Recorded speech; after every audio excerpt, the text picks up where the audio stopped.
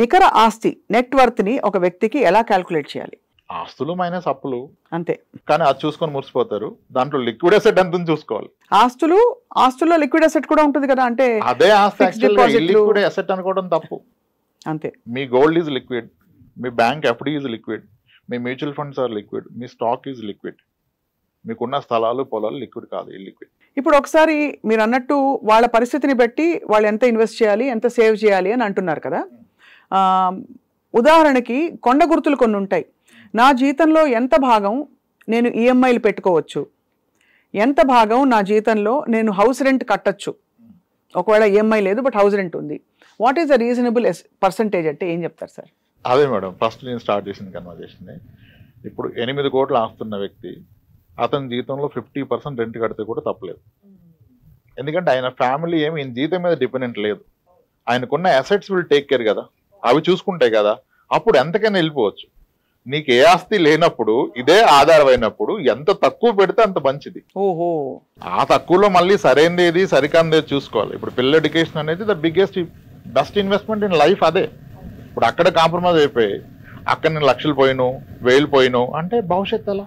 Correct. ఇప్పుడు I see lot of people, అంటే నేను ఇప్పుడు నా వయసు చిన్నదైనా నాకంటే పెద్దవాళ్ళని చాలా మందిని కలుస్తాను కదా, చాలా మంది దే ఆర్ మోస్ట్ హ్యాపీ. వాళ్ళ పిల్లల మొదటి జీతం వీళ్ళ చివరి జీతానికన్నా ఎక్కువ, లేదా ప్రజెంట్ జీతానికన్నా ఎక్కువ. అవును, అది అలా పాసిబుల్, అలా సాధించగల చాలా మంది ఆస్తులు ఏం కూడబెట్ల.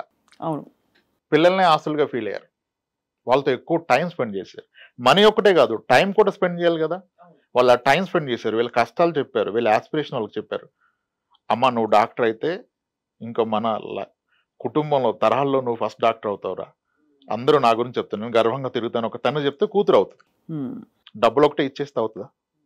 ఆ టైం అండ్ మనీ పెట్టిన వాళ్ళు వేరేది పెట్టలేదు. రైట్.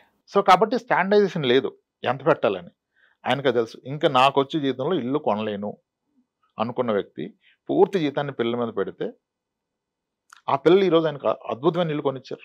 అవును, ఎంతో మందిని ఫోర్స్డ్ విఆర్ఎస్ తీపించారు. అంటే రిటర్న్ వచ్చే ఇన్వెస్ట్మెంట్ మీద పెట్టాలి.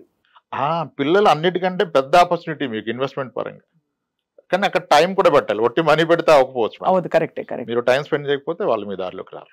రాంప్రసాద్ గారు, గోల్డ్ ఒక చాలా ఫేవరెట్ ఇన్వెస్ట్మెంట్ మహిళలకి. మీరు రికమెండ్ చేస్తారు అసలు గోల్డ్ డబ్బులు పెట్టడం అనేది? గోల్డ్ యాజ్ అన్ ఆర్నమెంట్ నేను స్ట్రాంగ్ గా రికమెండ్ చేస్తారు. As an ornament, not as a pure gold. Biscuit కొంటాను అది అంటే వద్దంటాను. ఎందుకంటే ఇప్పుడు ఒక కాయిన్ కొన్నాను నేను, ఆ కాయిన్ అయితే హోల్డ్ చేసి మా వైఫ్ కిడ్స్ చేసుకోలేరు.